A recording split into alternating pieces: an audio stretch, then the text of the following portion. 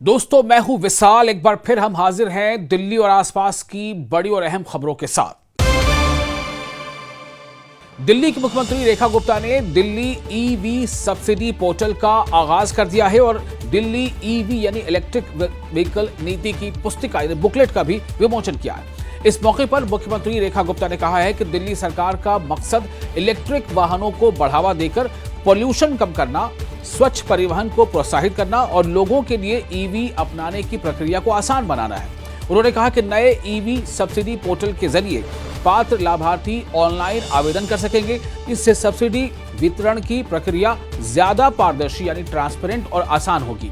मुख्यमंत्री ने उम्मीद जताई कि नई ईवी नीति और पोर्टल से राजधानी में इलेक्ट्रिक वाहनों के इस्तेमाल को बढ़ावा मिलेगा और पर्यावरण संरक्षण के मकसद को हासिल करने में मदद मिलेगी। ये पॉलिसी अपने आप में नई है, बेहतर है, क्योंकि इसमें सब्सिडी भी है और इसमें स्क्रैपिंग का भी इंसेंटिव है, इसमें मैंडेट भी है और इंफ्रास्ट्रक्चर पे भी पूरी बातचीत कही गई है। और सबसे बेहतर बात, एंड टू एंड कहाँ से शुरू हुई है, तो आज पोर्टल लॉन्च होने से यदि ये शुरू हुई है तो कहाँ खत्म करनी है, यानी कल को जब इतना बड़ा ईवी इंफ्रास्ट्रक्चर खड़ा हो जाएगा, इतने ईवी व्हीकल्स होंगे तो कितना ईवी वेस्ट होगा, वो ध्यान करते हुए आज ई वेस्ट प्लांट लगाया जाना चाहिए। उसकी तैयारी भी आज ही कर ली गई है। दिल्ली मेडिकल काउंसिल यानी डीएमसी दफ्तर शास्त्री पार्क के बाहर जुमे को विदेशी मेडिकल ग्रेजुएट्स यानी एफएमजी ने इंटर्नशिप आवंटन में देरी की विरोध में मुजाहिरा किया। वहां जितने भी प्रोटेस्टर्स थे, इन तमाम डॉक्टरों ने आरोप लगाया कि दस्तावेज की वेरिफिकेशन होने के बावजूद उन्हें अब तक इंटर्नशिप आवंटित नहीं की गई है, जिससे उनका भविष्य प्रभावित हो सकता है। डॉक्टरों ने तख्तियां लेकर प्रशासन के खिलाफ नारेबाजी की और जल्द समाधान की मांग की। उनका कहना है कि कई बार संबंधित अधिकारियों से संपर्क करने के बावजूद कोई ठोस कदम नहीं उठाया गया है।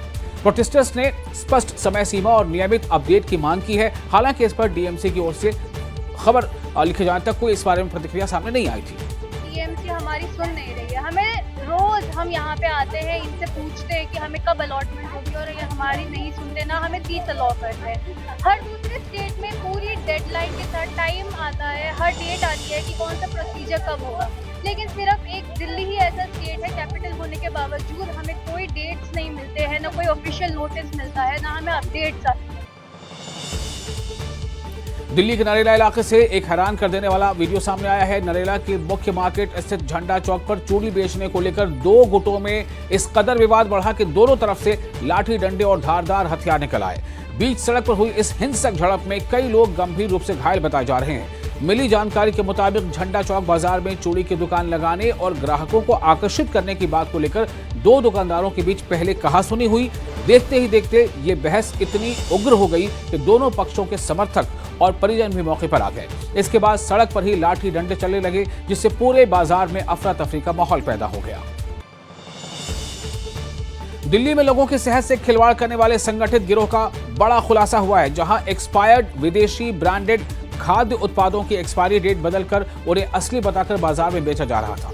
साउथ ईस्ट डिस्ट्रिक्ट के इंडस्ट्रियल एरिया थाना पुलिस ने 20 लाख रुपए से ज्यादा का माल बरामद कर 7 आरोपियों को गिरफ्तार किया है। वहीं पुलिस अब पूरे नेटवर्क की जांच में जुट गई है, लेकिन सबसे बड़ा सवाल यह है कि ये आरोपी कहां इन एक्सपायर्ड सामान को बेचते थे और ये सामान हमारे और आपके घर तक पहुंचते भी थे। लेकिन अब पुलिस इस पूरे नेटवर्क की जांच कर रही है। दिल्ली सरकार ने वायु प्रदूषण से निपटने के लिए 8,300 करोड़ रुपए की स्वच्छ हवा स्वस्थ दिल्ली परियोजना को मंजूरी दी है। सीएम रेखा गुप्ता ने बताया कि ये 7 वर्षीय परियोजना सितंबर 2026 से अगस्त 2033 तक सभी जिलों में लागू होगी। इसमें 65% वित्तीय सहायता विश्व बैंक और 35% राशि दिल्ली सरकार वहन करेगी। योजना के तहत परिवहन, सड़क धूल निर्माण और ध्वस्तीकरण, कचरा, ठोस अपशिष्ट और औद्योगिक प्रदूषण पर विशेष ध्यान दिया जाएगा। सीएम रेखा गुप्ता ने लाजपत नगर कॉलोनी अस्पताल के नवनिर्मित फ्रंट ब्लॉक और आधुनिक फिजियोथेरेपी सेंटर का लोकार्पण किया। करीब 4 करोड़ की लागत से विकसित इस अस्पताल का उद्देश्य राजधानी के लोगों को बेहतर और सुविधाजनक स्वास्थ्य सेवाएं उपलब्ध कराना है। अस्पताल में 6 bed day care centre, 12 consulting room, conference room और अत्याधुनिक फिजियोथेरेपी सुविधाएं शुरू की गई हैं। मरीजों की सुविधा के लिए बैठने के इंतजामात और चेयर लिफ्ट भी उपलब्ध कराई गई है। सीएम ने कहा है कि सरकार का मकसद आधुनिक, ट्रांसपेरेंट और डिजिटल स्वास्थ्य सेवाएं उपलब्ध कराना है, जिससे लाखों लोगों को फायदा मिलेगा।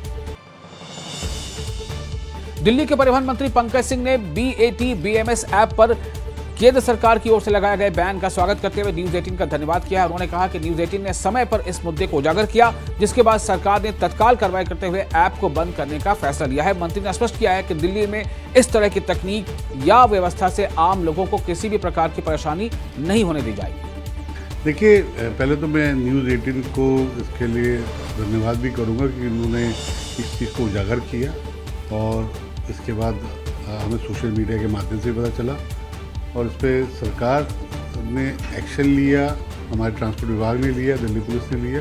अब भारत सरकार ने उस ऐप को बंद करने का प्ले स्टोर से डिसीजन भी ले लिया और आदेश भी जारी कर दिए है। राजधानी के गांधीनगर फ्लाईओवर पर बम विस्फोट की स्थिति से निपटने की तैयारियों का आकलन करने के लिए पुलिस ने मॉक ड्रिल आयोजित की।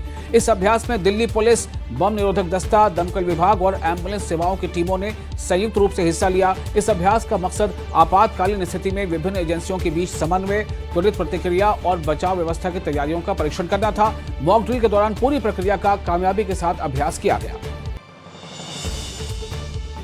सोशल मीडिया इन्फ्लुएंसर की चाकू से हत्या। जी हां, निशा चौहान के ही पति पर हत्या का आरोप।